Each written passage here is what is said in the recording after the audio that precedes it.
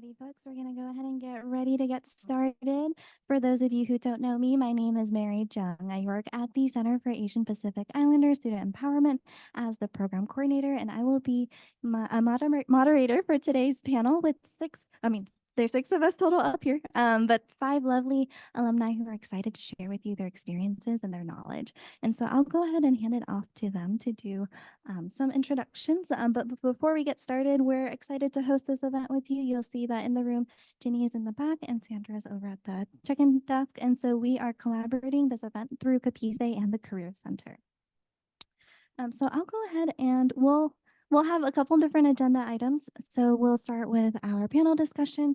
We'll open the floor for students as well, for those of you who are in person, as well as those of you on Zoom, to ask any questions that you may have for the panelists after we go through our structured questions, and then have an opportunity for you to network and get to know our panelists today.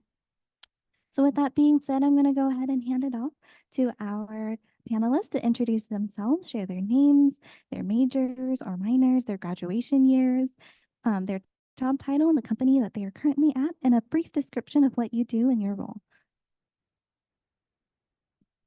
Hey everyone, my name is Ron Kakutan. I have graduated San Jose State 2012 with a BFA in graphic design. Let's see, my job title is the Senior Staff UX Designer at ServiceNow. I've been there for almost 5 years now. And brief description, I am the lead designer for the design components for the design system. So basically, if you think about Apple or Google, it's basically the common patterns in the design. So just the components. And yeah. Hello, I'm Dana Magbanwa. I graduated in 2019. I studied advertising while I was here at San Jose State. Currently, I am a marketing program manager at Sephora. Day to day for me, I pretty much set deadlines and make sure that Sephora marketing campaigns are on time. Part of a bigger team, so unfortunately, I'm not the creative mind behind the campaigns, but I do make sure that everything goes live on a timely event. So yeah, that's me.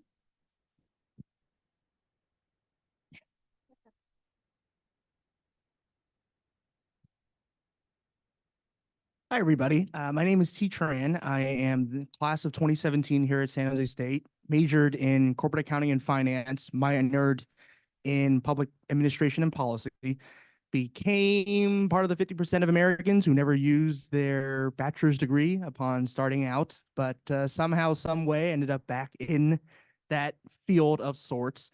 My current role is serving as Director of Development for San Jose Spotlight. So San Jose Spotlight is a digital news organization that covers political, public policy, and business news across South Bay and the Silicon Valley. So my role is really think of it as a cake that is split into 3 different slices. So the first slice is public relations. It's going out into the community.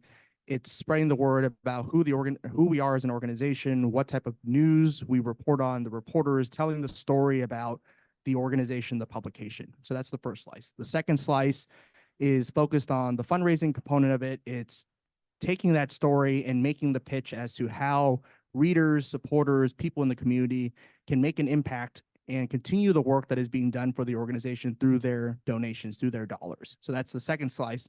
Then the third slice is community events. It's connecting neighbors, the community together with public policy leaders, business leaders, and offer a space for both or all these groups to come together and really hear from one another about, why certain decisions are made, where things are going within the area, and how people can get involved and make an impact. So that's my role in a nutshell. I think I got through everything, so I'll hand the mic over. Thank you. My name is Jackie. I majored in chemical engineering back in 2018. So it's been about 6 years now since I jumped straight into biotech ever since I graduated. My job title currently is a process engineer, mainly within a department of manufacturing science and technology within a company called Allogene Therapeutics, which specializes in cell and gene therapies. My day-to-day is my team and I supports and own the process of manufacturing the immunotherapies for the cancer patients. So that's pretty high level, but Hello, everyone. I'm James Manley. I graduated in 2022, which is not too long ago, but I was an MIS major with business, and currently I'm a technology consultant at EY. My role is basically a business analyst. So what we do, I'm in the technology customer technologies practice, where we kind of take technologies that clients need to either transform into or just change and make it happen. So we implement, design, and build software for our clients. And that's pretty much my role. Awesome. Thank you for the introductions. We have folks from all different fields here right today for our panel. And so I'd love for our panelists to get an opportunity to share a little bit about what's a pivotal moment or an experience that led you to explore your current career path.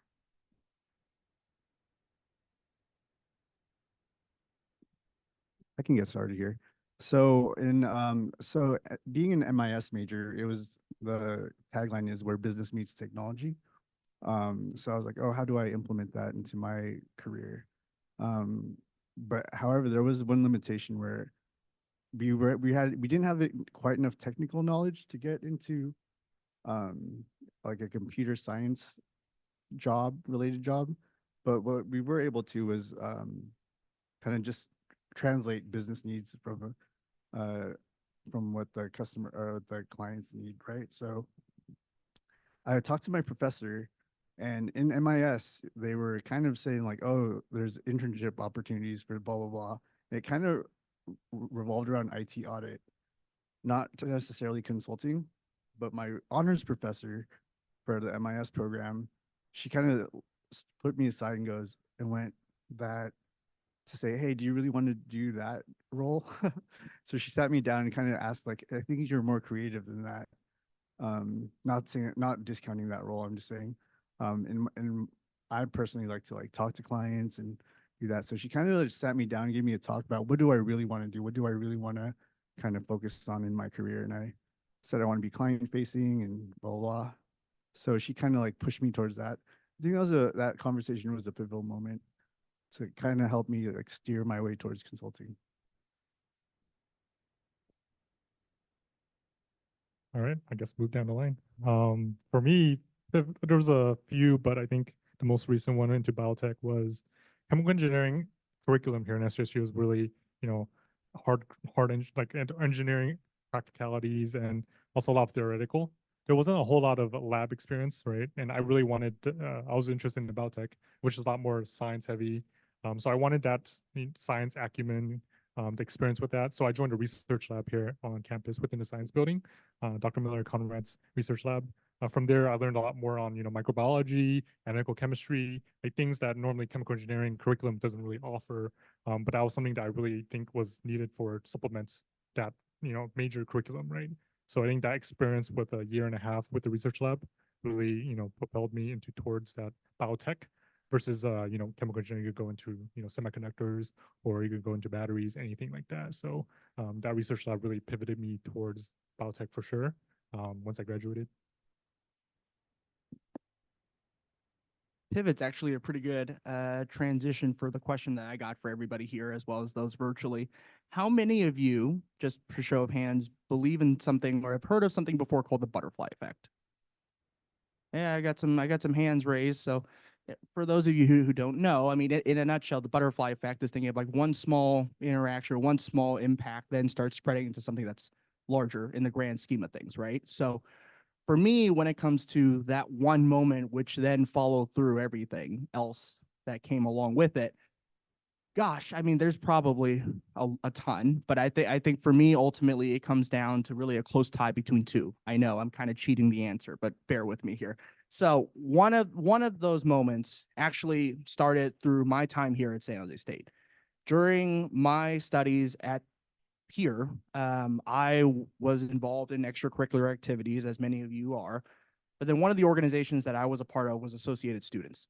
I was the director of internal affairs, the guy who was kind of in the background, trying to make sure that all the documents, the policies were pretty much accurate for the organization, right? Or was consistent to what the organization was striving to become. being a part of that organization opened the door for me to so many events, meet and greets that I could not have possibly imagined. One of those events was a lunch-in for a group called the Silicon Valley Leadership Group.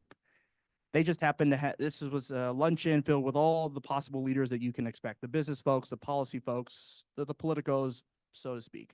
It just so happened that one of my bosses at the time happened to be at that luncheon. He at the time was a council member for the city of San Jose, presided over the Berryessa, North San Jose, Alviso region of the city. And I had one interaction with him, just one quick 5-minute interaction, introduced myself, said who I was, said the fact that I lived in the community and that I admired the work that he was doing. A couple months later comes around, and then there was a job posting for his office that opened up. Got a tip from another friend who said, hey, there's a job opening. You might want to think about throwing your hat in it and seeing where it unfolds. Because of my interaction with that former boss and the fact that I threw my hat in, he recognized my name among the list of applicants, went through the rounds of interviews, apparently must have done a good enough job, and then pretty much everything was set from there. So that was the first moment, right? Then the second moment, again, was the classic tale of you don't know who you meet, and whatever your interaction is with that person, do your best, in my opinion, to leave a good impression. The second individual who I worked with was courtesy of several interactions that occurred throughout the course of my time at a university. Reconnected with the individual over a cup of coffee, did not expect anything out of that cup of coffee. And then, Lord and behold, it just so happened that halfway through that conversation, it becomes more interview-ish than I had anticipated. I wasn't coming in thinking it was an interview. I was thinking of, oh, I'm going to grab a cup of Joe with Steve and we'll see where things unfold, right? Well, Steve started asking all these really, really intricate questions. And I said, well, this is really, really weird. Let's go with it. Again, a simple case of must have done good enough in his eyes, in which at the end he said, hey, it sounds like clearly you didn't think this was an interview. You passed. But here's the thing. We have a job opening here. Take a look into it. I strongly recommend that you apply because we'd love for you to join the team. Applied, everything went well. And through that point, working at the university being Santa Clara, as their director of alumni relations, it led to where I am today. So the classic tale of you don't know who you're going to interact with, right? You don't know how things are going to unfold, but however they do unfold, just make sure that with every interaction, you leave a good positive impression. Because again, you never know. I feel like mine is a lot less technical than these guys, so I feel a little funny sharing my story, but I would guess the most pivotal way that I kind of bumped into what I'm doing now is my first year at San Jose State. I really did not know what I was going to do. I thought I really wanted to do computer science because it's the Silicon Valley and everybody does computer science. And so I guess that tip, put that on my application, got in, and I was like, wow, I'm in college. This is amazing. Now what? And then my first year, I was really lost. I was going into classes and it kind of felt like a daze to me. And I was like, I'm really clocking in the hours. I'm going into all these classes. I don't really know if I fit in. And so I kind of just dug back and I was like, hey, one day I sat down at MLK, kind of mid mental breakdown, and I was like, what do I like? I sat down and I was like, I know I don't really like computers enough to really see myself doing this for the next 5-6 years, if I can even get it to graduation. So I kind of looked back at all the things that I liked as a kid. And I was like, I really like writing. I really like reading, but I don't think I could be an English major because I hate when people critique my work. So I was like, I did journalism in high school. Let's see what the journalism school is all about. I walked into Dwight Bensel Hall, which is right by the Tower Hall. And I was like, never been in this building before. Saw some flyers about some student orgs, kind of just started dropping in. Then I was like, okay, this seems legit. And I saw that advertising was a major, which I really didn't even know was an option coming into school. And after that, I took the intro class the next semester and it just kind of clicked for me amazingly. I know not everybody gets that lucky. And after the intro class, worked on a couple projects. I saw that it was really group oriented. I love talking to people. And it kind of just was history from there. Really loved what I was getting into. And that's kind of how I bumped into here, was just that, you know, I really didn't feel like I was meshing with what I was studying at the moment. And I felt like I really needed to just be true for myself for a minute. I was really thinking that I would be just like maybe a minor to kind of just get me through school and think of like smaller passions. But I think having advertising and being able to kind of just take that risk and maybe trust myself a little bit in the process kind of helped pave that way for me to get into marketing and do what I do now, which is really lucky for me. So hopefully you guys are feeling on the same boat and kind of finding your passions along the way too while you're at school. Cool. So for me, pivotal moment, I enrolled at San Jose State in 2004, I believe. I was a computer engineering major declared, and I took like 1.5 years of it. And I was like, do I really like this? Like, I want to create stuff, or I want to do stuff. I like technical stuff, but this is not for me. Like the math catalog that we had to take and the chem catalog, I was getting my butt whooped like in those classes, the math classes, the chem classes. It wasn't for me. Like I even hit like rock bottom where I had academic probation. So from there, I had to have a pivotal moment where my mom was like, "Hey, like I'm not gonna like pay for some of this if you're not gonna take it seriously."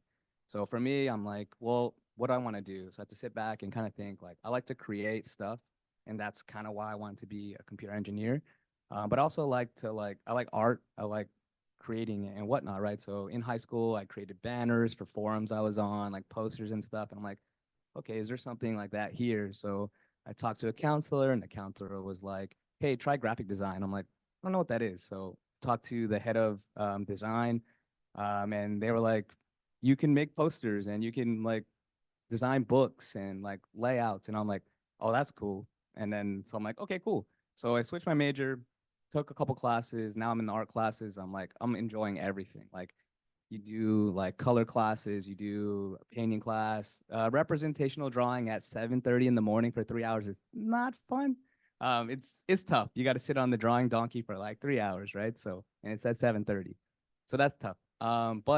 I started to take some design classes, and then I realized that just having a BA in graphic design is only, I think, 4 design classes, which is like intro to design, I think like intro to like applications, and then intermediate, and then typography. So there's only 4 classes. So for me, I kind of was like, well, is that enough? Can I get by with 4 classes? In Silicon Valley, can I compete with the rest of the folks with only 4 classes? I'm like, there's no way. So they have a BFA program, which is an additional 2.5 years. At that time, only 25 students get accepted a year, and there's about like, I think 100 to 200 applicants. So it was really tough. So based on the 4 classes that you have, design classes, you submit your portfolio. The whole design faculty kind of looks at your portfolio, and they give you basically you're accepted into the program, you're accepted conditionally, or you're rejected, go graduate, or you're rejected, we want you to try again. So that summer, I actually got a rejection letter, but I got to try again. So I sat there, and another friend of mine didn't get accepted as well. He also was encouraged to try again. So sat there, and I'm like, you know what, I might as well try it. Like, because if I'm in this program, it's an additional like 10 design classes. So 14 versus 4 is a big difference. So I took all the classes over again, which you don't need to do, but I took them over again and really like dug deep into like excelling and really trying to learn everything. So I did apply. I did get into the program. And that 2.5 years, as sleepless and as crazy as it was, I credit like all of my like success for that program. So like you meet like 25 students in that program as well, and you guys are just sharpening each other's swords, and you're just getting better. Like everyone's helping you get better, excelling. People that are good at certain things you're not, you're learning from them, and they're learning from you, and you learn from your professors. So the one thing about that program too that kind of keeps you on your toes is every semester they do a portfolio review, and if you don't do good, they give you kind of a like a slap on the wrist, and if you don't do good twice, then you get kicked out of the program. So it was a very strenuous program, but I definitely would say it's worth it. Like if you are passionate about anything, and there's another way or more time to create and build on that passion, I say go for it. Thank you all for sharing. You know, I think there's like a mix of things, right? Folks have done intentional reflection on, you know, I might have come into college with a certain major, but is it for me? What am I looking for in a career? What do I value in a career? Maybe what are things I enjoy and want to incorporate into a career? But, you know, like Tia had mentioned, there's also butterfly effect moments, right? Where maybe a mentor sat you down and, you know, like had a conversation with you around, you know, how do we bring in your strengths into the career? You meet people along the way who have shaped your career without knowing it in the moment, but they were, right? Or joining student orgs that also shape your career pathway, right? So for our panelists, for those of you who have navigated this, right? If there were moments where you've navigated conflicts or tensions with family expectations, how did you manage those conflicts or tensions with your family expectations and your own career aspirations?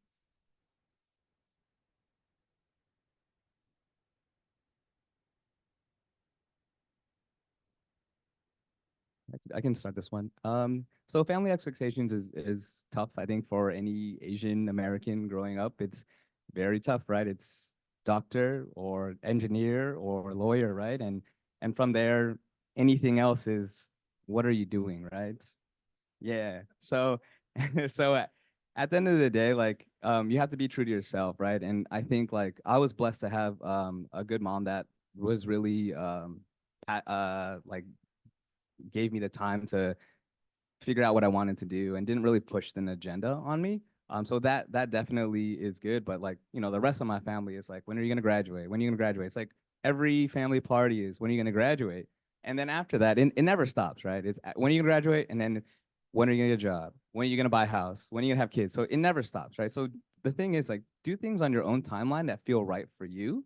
And kind of just be true to yourself, right? And again, like sit back and think about like the career that you want and just understand like the expectations of the career and like what like and how you are as a person. Like the thing that you might want, let's just say, I don't know, you want to be a designer for Netflix or Apple, right? So look at to what those folks do and kind of see like, are these the problems I want to solve? Like it's cool, you can be a designer, right? But there are very different levels of like how like what you how you can apply your skills, right? And the in like the type of industry that you go in. Not every large company is going to be the same.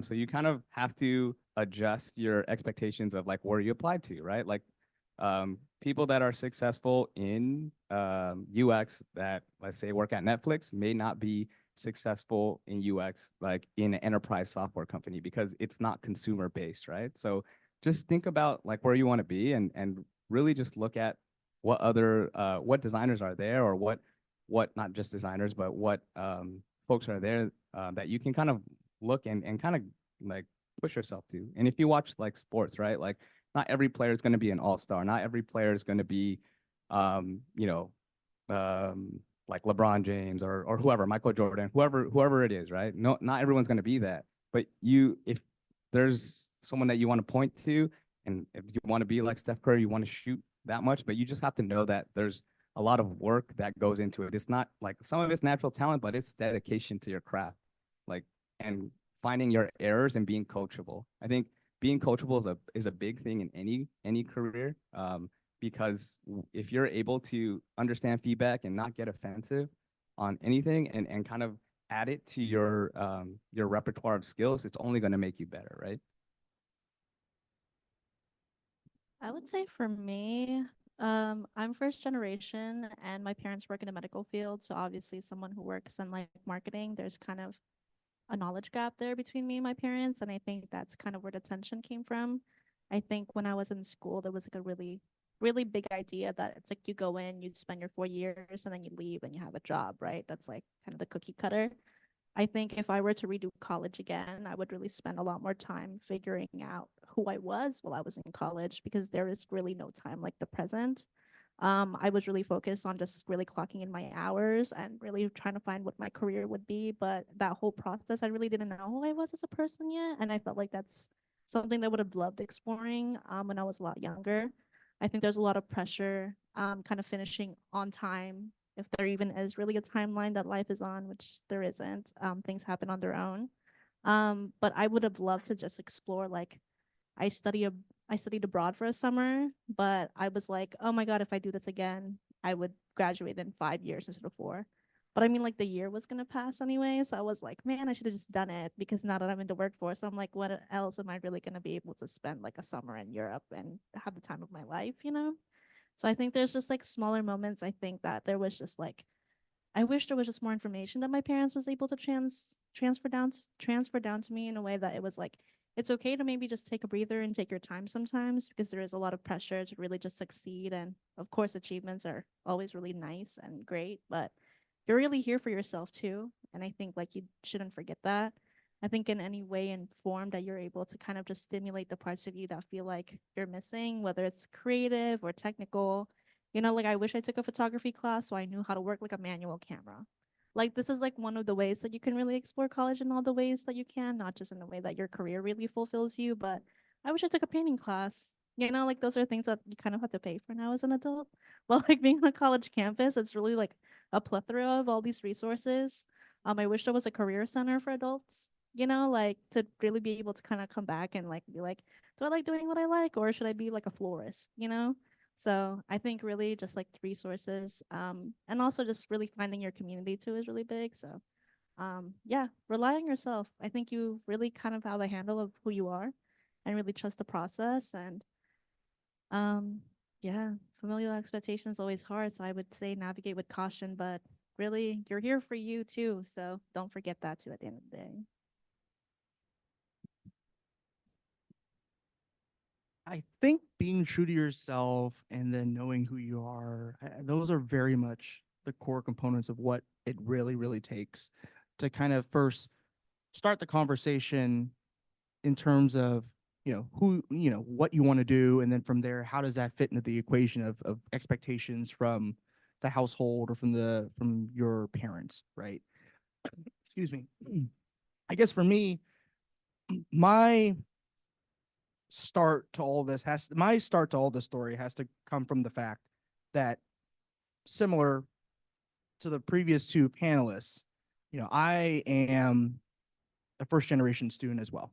My parents were immigrants from Vietnam. My dad specifically was one of the last boat refugees during, the rough, really, really rough times, right, in Vietnam, where communism had just started to spread in that country. And if there's anybody who's heard from, elders in the Vietnamese community about those stories, I mean, the things that they went through were very much traumatic.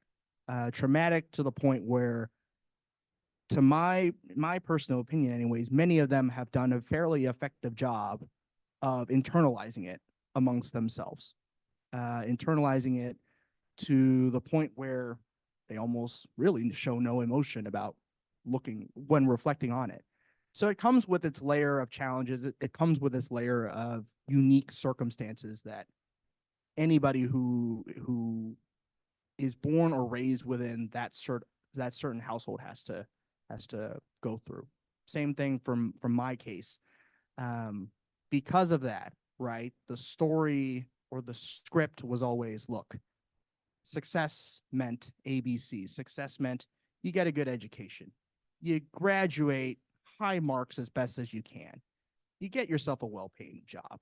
When you get yourself a well-paying job, and while you're focusing on all of that, try not to have a social life, but that somehow, some way, make sure that when all of that is said and done, you find somebody who you find a lady friend or somebody, and then you get a family started, right? So a lot of that comes with its own set of like expectations. But I think the most important part is, amidst all of those expectations, amidst all of those possible feelings that haven't been fully fleshed out amongst your household, the important part is to communicate as best as you can. The important part is being able to understand that during those conversations that will be very much difficult. There's no way of sugarcoating it and saying that, oh, this is going to be an easy walk in the park, right? Because it's not, because everyone is coming from different experiences. You're taking me, for example, I don't know what the heck happened, while being on the boat. So I haven't experienced any of those. But the best that I can do is try my best to be able to understand that the certain phrases that are being uttered out are coming, first of all, from a place of well-meaning, of a place of care, right? From there, those statements won't be taken as offensively or as, in a way of, oh, they're, bashing my pursuits because of XYZ. No, it's their way of saying, look, we're looking out for you. We're worried about you, but they can't express it. Can't express it yet. And it takes time. It takes a lot of diligence. So to circle all of that and say, like, how do you manage those conflicts? How do you manage those tensions? Start slowly, right? Start really just start slowly and start asking the questions and laying out the footprint of what are some of the topics that you want to discuss. And if there's headway in it, great, then move on to some other, thing that is going on in your personal life. If there's any sort of backtracking or, non-progress, take some time. There's, as my previous panelist said, there's really no set time at the end of the day for when you need to accomplish those things that need or are desired by certain people to be accomplished. So that's what I would have to say. Wow. Yeah, I gotta echo with what has been said. To give some backgrounds, I was born in China. I moved over when I was 6. I grew up in a low income household, so I can definitely, relate with understanding what our parents wanted for me and my siblings. But to give a different perspective too, because I went through engineering side, got a job as an engineer. So, but to give a perspective from that, it's true. They'll always raise the expectations once you meet them. So they always adapt. So as you're reaching their expectations, you're like, oh, you can never meet them. They never say that, but it always happens. But from that perspective, right, I think like what Dee was saying, it's about setting boundaries too. It's hard because growing up, my parents never expressed, love and affection. I think the first time we exchanged "I love you" was actually recent, like a year ago. So when I was like 25, that's the first time. Well, I mean, maybe like more sincere "I love you," but I digress. That's a different story. But I knew, from their perspective, like what they've said and the other panelists, they do want stability for you. They want you to choose a path, that has stability for your future, success, etc. But they just look at it from a world that, where money moves, right? Money is good. Money, having financial stability is good. That's why they want you to be a doctor, a lawyer, an engineer, etc.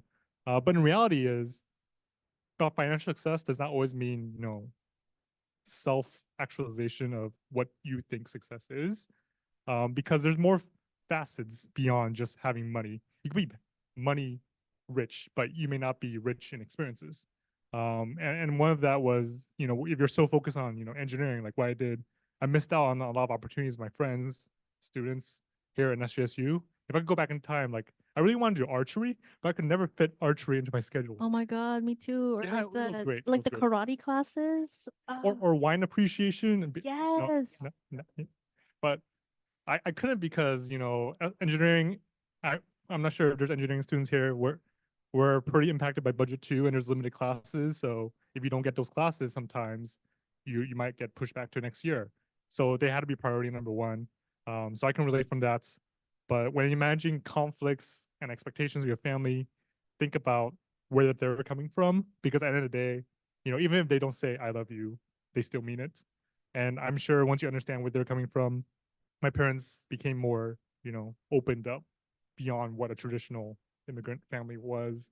So I appreciate that, but it did take almost 2 decades to get that going. So um, setting boundaries is very important. Yeah. Yeah, no, that's true. I think the main point of everyone's story here is that everyone always remember that your family is looking out for your best interests. I personally immigrated here to the United States when I was around 2 years old. My family comes from a background of business. My sister is the quintessential, my oldest sister is the quintessential top A student. She graduated summa cum laude, had a class. Her brother wasn't too great, but he ended up graduating his with a business degree as well. And I came along, and funny stories. I wanted to be a doctor. I put that pressure on myself. Um, so I did that. I tried to go that route. Then I stopped. I stopped. I kind of felt too much pressure, so I actually stopped college for a little bit. And then that actually kind of led my parents to say, "Hey," I ended up working at a job, and which was not related to anything I wanted to do. It was just kind of a job just to get by. And yeah, no, my parents were very supportive and saying, "Hey, figure out what you want to do." Blah blah blah. They weren't going to pay for it anymore, but you know, like they were very supportive and, like as they said, just kind of just proving their love to you is always nice because it kind of gives you that motivation to go on. So when I did go back to school, obviously it was like they're like, "Yeah, you can do it," and yeah, I ended up graduating here, and yeah, all three of their kids have degrees, so they're very happy about that.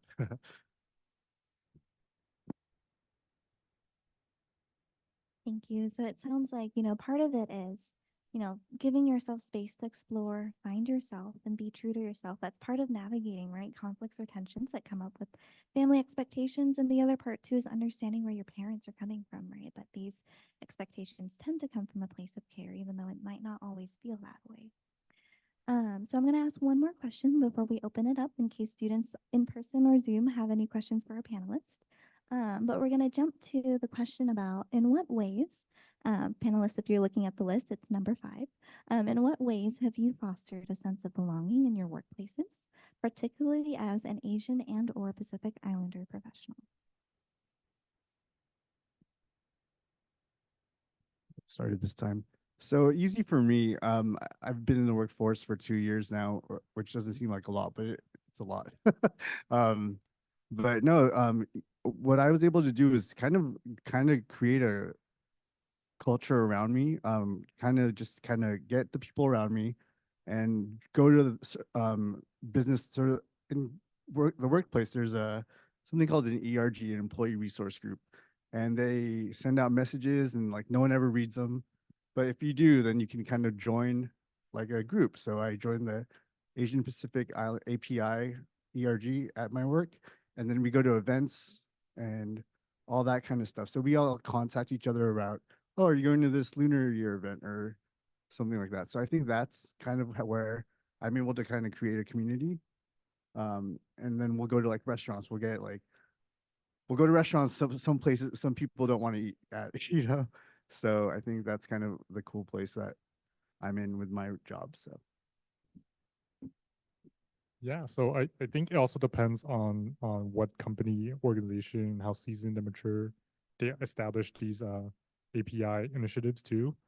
For me, I'm gonna give it the easier answer. Dibs on this one, but food. I think food has been always been a culturally everyone appreciates, especially API food, right? There's so many different options. And luckily, I work next to a plaza that has like a bunch of Asian food, like of all different varieties of culture. And so this may seem like just like a lame answer, like cheap answer, lazy answer, but it's just you and your colleagues from different, backgrounds. You have to just go on a lunch break, connect over sushi, poke, anything like just a sharing appreciation for what we grew up with, right? So like friends from different backgrounds would like try, we have a really great Indian place, the curry is like delicious, like stuff like things where we take time out of our day to just connect over what we like to eat, what we don't like to eat, or stuff like that. So it's like these small things during your career, your workplaces that really bring you and your colleagues together. Because I've had friends in the workplace for 6 years now, ever since I met them right off graduation, and we're still friends and we still work together too. And they've been like almost as close as my friends here in college too. So that relationship and that bond is something you can always cherish because everyone loves food. So that API culture I resonate with through that medium of sharing good eats. Was that a plug to grab pizza at the end? Yeah, yeah, okay, cool. Yeah. I think, Food definitely has a way of bringing people together for sure. It's doesn't cut through any lines. It's not left, right, up, down, wherever you want to go. It's just the food tastes great or it doesn't taste great, and we can all come together and have those conversations, right? So, my previous panelists had mentioned that it also, the sense of fostering belonging can also vary on the size of the organization, right? So for me here at San Jose Spotlight, we're a team of 11 individuals, right? We have about 6, 7 people on the new staff, 4 individuals on the business operations side, including myself. So for us, and then also to even add to the intricacies, most of our work is done from a remote setting, right? So the question then becomes, how in the world do we get everybody together? And I think the important part comes down for us anyways to intentionality, right? So if there's an award that the organization is being recognized for, we're all gonna be showing up, right? That intentionality can also be setting time aside whenever we are all in the office to gather together and say, hey, how's the family doing, right? Like, tell me a little bit about how, who you are, where you grew up, kind of why you are doing the job that you're doing, the profession that you're doing today. So all of those things add to the equation of bringing that sense of belonging. And I would say it's an important facet to company culture to growing the sense of community, because at the end of the day, community is the fabric upon which change is possible, right? And if you don't have a cohort together, you can't really bring any movement. It takes one person, of course, to start the process. But if you have more and more people added into the equation, it makes advocacy, it makes, standing for the things that you believe in a whole lot easier. Those are really good answers. I would say for me, I really vetted companies before I even tried joining their workforce. I think for me, community, an established community is really important for me as like a woman of color. I think I've been in small places, I've been in really big places, and I've learned the hard way that, building something from scratch is really hard work. And, so if your company doesn't have their own ERGs, then you're kind of stuck doing the work as a POC, and that's really hard reality sometimes. But then if you do go somewhere where there's just a bit more foundational community, then it just makes everything a lot easier for you and kind of your help and space and mindset in that company. So I would say do your research. Those are like really easy ways to just kind of really, have coffee chats with people if you are kind of thinking of interning or even just starting out your career. Really dig deep and really trust, I guess, the larger API community to really vet for them. I think in a lot of my previous roles, I've really reached out to people on LinkedIn and was like, hey, I'm really interested in what's going on with your company. I saw there was an opening. Can you let me know how your experience has been as a woman of color? Can you let me know like what's really been, like DEI inclusivities? Is there really programs that you can do? Is there learning? Is there, money for research and development for certain things that we want to do? Can we throw events? All those things really count. I think it's really important for your company to support you as much as you're supporting them. And your story is also really important. And coming into a company and applying, like you really you should be showing up as your true self. And so I think fostering kind of like that trust really early on and like asking those conversations when you're interviewing is also really important. So don't think that you don't have the power to do that, and really see what they're about. I think, in this day and age, you're interviewing the company as much as they're interviewing you. So if you are in a situation, I guess ask those questions, see if they shy away, see if they have really good answers. And I think that's a really good way to see if you're a good fit or not. And if it is, then it's just much easier for you and for you to show up as your true self into that workspace as well. And like the guy said, there usually will be already ERGs and things that you can do. And so that's not something that you have to search for. It's just going to be something that you can really tap into versus having to kind of build from scratch and kind of create your community in that way, because you're already working there 8 hours a day.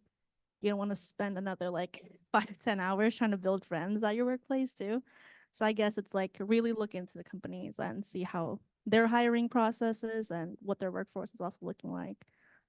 Really big tips, I would say. Cool. Just to add to that, I will echo the food thing. Like that's really, really easy, right? Like everyone likes food, everyone needs food. So in terms of fostering a sense of belonging, my previous company when I worked at SAP, they did have like Asian events. They had Black History Month events. They had kind of a lot of like events, and it's a very big company, right? So SAP is a huge company. It's a global company. Same with ServiceNow.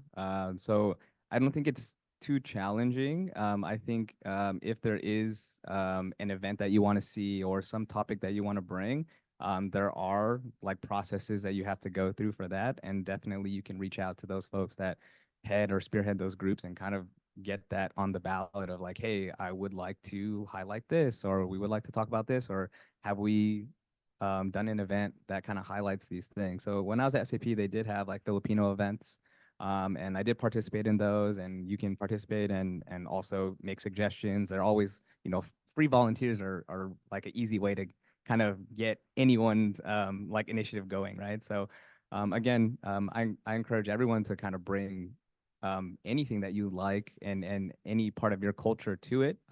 Just don't kind of force it.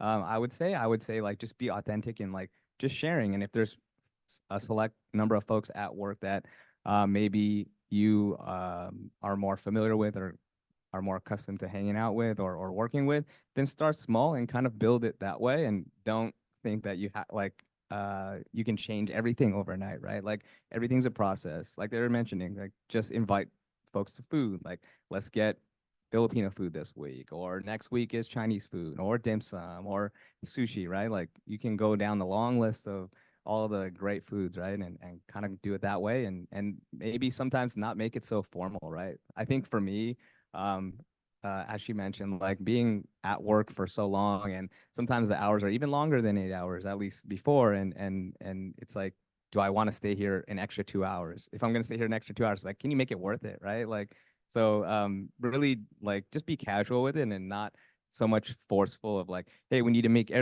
every week to kind of do this thing. Because once you start doing that, it's like, oh man, this is like another thing in itself. Thank you. I'm hearing food is a core theme, right? To build community. That's sixth love language. But also, right, like when you are looking at companies, you can also interview them, see if they're a good fit for you based on what you're looking for, right? And if there's something that they don't quite have yet, if you have the capacity to do so, you can always be like, hey, maybe we can get this started. With that being said, I did want to open the floor for maybe one question or two questions from students, if we have any questions for our panelists. And if there are any on Zoom, please feel free to let me know as well. I'll come your way.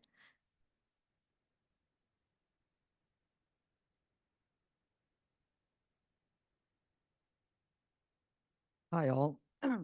Thank you so much for your insight and talking about your personal experiences. My name is Alan, and my question is a little thought-provoking, but I think is really important to acknowledge as some of you have started your career, some of you have gone through your career for a while.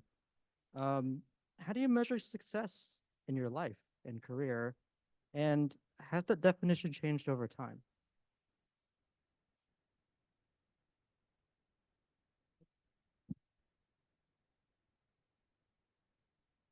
Okay. Yeah. So career success for me, it does definitely change, right? So I think like me, the first like 4 years of my career, I'm like, I just want to learn and I just want to get validation from my peers. Like meaning like, oh, like that design that you made, I'm like super inspired by it, or it gave me ideas for something else, right? So as you start to like your early stage of career, those are like good feel good moments. Like, oh, okay, like I'm doing good, I'm doing something, I'm getting acknowledgement from my manager, I'm getting acknowledgement from my peers that I kind of look up to, or that I like really share like values with and kind of respect as a professional, right? And then a couple like years more into that, I'm like, well, I want bigger projects, right? So like I'm good at these things now, so now it's more of like how can I get uncomfortable, and how can you be successful in being uncomfortable, right? And that takes time. That definitely takes time, and that's more of a metric for yourself. That's more like, oh, okay, like how uncomfortable do I want to be? Because at the end of the day, like we all have other things to do outside of work, right? So I'm a father now. He's like 1.5 years old, right? So now I'm being a dad at home. Like I work from home full time, and I watch him at least half of the day full time. So there's a expectation now that my career has I'm still pushing myself to learn new things and take bigger projects. I mean, I'm a 12 years in this like profession now, so it's more higher level things, right? So I try to still push the boundaries of like, oh, what more things do I want to learn or what do I want to achieve, and kind of give yourself a checklist, right? Of, oh, like this is a designer I want to be like, or this is a professional that I want to be like. And then the small or lower hanging fruit is like, I want to be on these kind of projects, or I want to learn these kind of skills. I'm not good at speaking. How do I get good at speaking? Do I take a class? Do I work with other folks? Do I collaborate? Do I learn from them in those ways? So I think, yeah, it does change over time, like your aspiration for yourself. And now it's like, I still am reaching for the next let's say promotion or step up, but I'm also being realistic of like, hey, like I have a kid now, like I can't get too sweaty, like you know what I mean, like when I was like the first like 5 years, like the first 5 6 years of my career, I'm like, yeah, it's cool, I'll stay, I'll work late, I'll do this, I'll take all the projects, like give them all to me, like I'll do that. And now I'm like, you can give it to that. You can get, I don't want that one. Like, you know, and it's okay to do that. It doesn't mean that I'm unsuccessful. It's more of like I want to be a better dad than I am like a worker now, right? So there's balances to it. And again, you define those things for yourself. I would say, well, now 5 years post grad, it's really different because it's kind of like second university has hit and you graduated like a weird phase of your 20s. I would say measuring success for me kind of feels like the present. I've spent a lot of time really trying to ground myself and like where I am at the moment. I think I spent a lot of time in college and even early in my career thinking about, oh my God, in 3 years I need to do this. In 2 years I should be here. And 1 year I should have done X, Y, and Z. And I think I really set myself up to really be really granular about the things that I wanted to achieve in my life and set myself up for timelines that I didn't even know were going to happen. And I think being a little older and having a little bit more wisdom is feeling content in some ways. I think achieving is still really valid. And I think we should all really push for that success and really aim for, the bigger fruit, the bigger awards. But I think really slowing down and being able to think, oh my God, I did X, Y, and Z at work today. I got that promotion. Let me savor it in. Let me take in the bigger projects. Let me take in the bigger successes that are happening in my life. I think as someone who's always been really forward thinking, it's very hard for me to look at something and kind of not see the big picture. And I think I become my biggest op that way. So I think to really be centered and feeling like I am myself and I am in this moment and I'm really, really stepping out of my comfort zone and taking that risk is really worth it. I think something that I learned when I was like starting out in my career is that like anything worth doing is worth half-assing. And as someone who was such a stickler all throughout college about like, I need to do X, I need to do Z, truly anything in your life worth doing is just worth taking that first step towards. It could be the worst step you've taken in your entire life. You could be really shaky. You may not have it all together yet, but truly like the success could just be that you tried. And I think that's really valid too. And I think looking back at it, you want to be able to remember all the things that you were able to try and felt really good about taking a stab at. And like Ron said, like sometimes you want to try being a good father. Like the success in your life could not just be like that next promotion, but it's like, I want to be a really good dad. And I think that's also something that's really valid. It doesn't really have to be like a tangible step, it doesn't have to be the 5 year plan. But if you feel really good about where you are at the moment, I think that's a really good measure of success too. I mean, my two prior panelists said it really, really best, right? I mean, the success can be defined however you want to define it. Some people, it's based on certain metrics. Were you able to raise X amount of dollars a month? Or, were you able to bring 30, 50 people for an event, right? For some people, it may be very abstract. It may be very anecdotal, may be very, very personal. For others, it can be all part of that equation, right? And for me, ultimately, it comes down to, in my mind, it really comes down to two things. First one is first, the question I ask myself is, well, number one, when I wake up every morning, am I excited? Am I excited in the sense of, am I willing to go to get my foot into this door, whether it's remote or whether it's in person, and be willing to be open to everything that's coming along with it, whether it is planned, whether it is something unexpected that comes along the way. Is it something that I am open and willing to learn and say, okay, let's tackle it. Let's solve the issues or the problems that are going to come forth for the day. Then the second question is, for me, more so from a granular, from more of a high level, is my contributions to this organization, is my contributions to this profession, this role, transforming the place that I am currently representing, right? And that comes down to a lot of things. Is it transforming to the point where this organization is taking it to the next level? Are there being maybe systems in place that previously upon my arrival, there had been, discrepancies or things that needed to be tweaked? Are they being tweaked? Are things going along in the right direction to where I can keep going about this and keep helping them solve and do the work that needs to be done?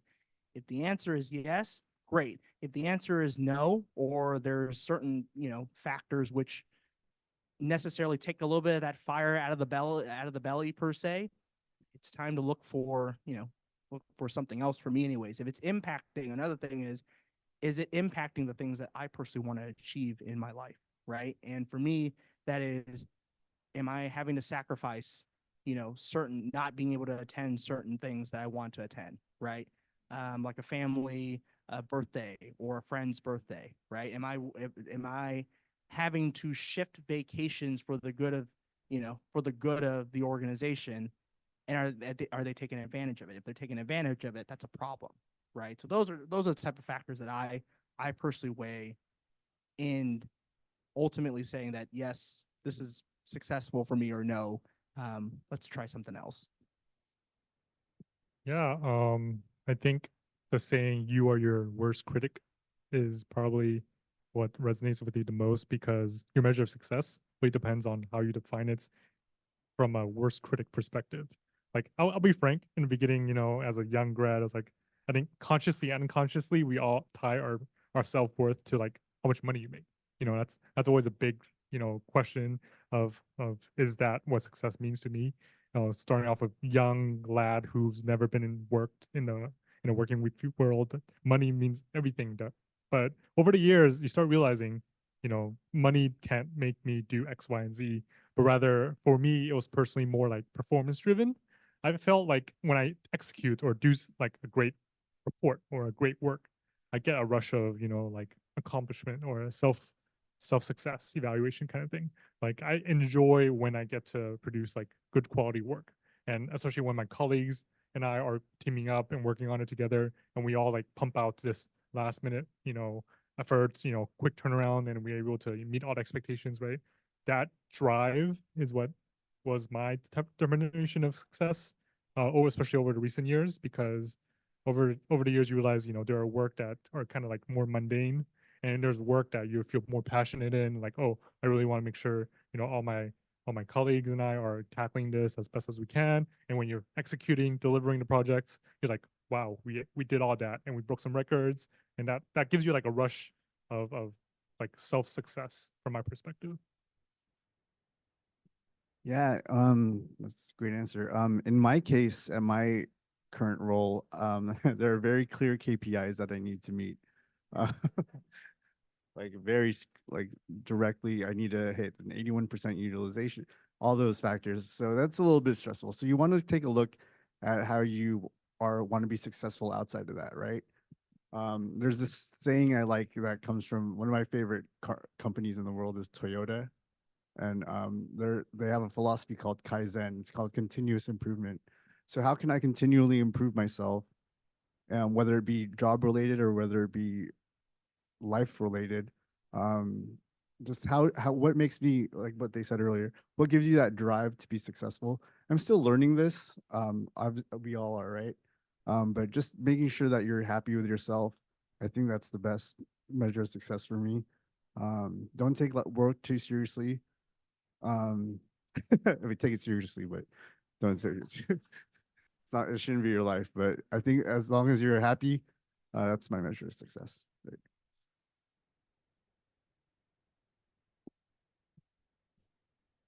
I will say one more thing though.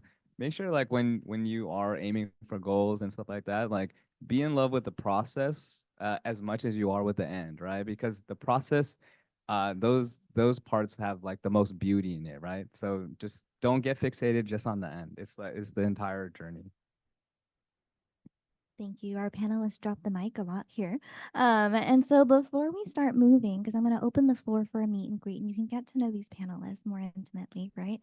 I did want to, right, and there's food, and we talked about how food brings community and belonging and bonding, right? Before we do that, right, like as you all continue to think about your next steps for career, you're thinking about those explorations that the panelists are encouraging to do, you can continue to connect with the Career Center and CAPISE beyond today's event. We have our contact info and links to our websites and Instagram up on the screen. Also, if you can scan this QR code with your phone to give us a little bit of feedback on how did the event go? What did you like? What would you like to continue seeing from us in the Career Center? That would help us out. With that being said, can we give a round of applause for our panelists, please?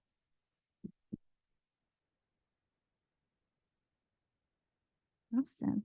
So with that being said, I'm going to go ahead and end the formal panel Q&A and kind of let you all mingle, grab some more food, get to know the panelists, and get to connect with folks that you're interested in connecting with. Thanks, Mary.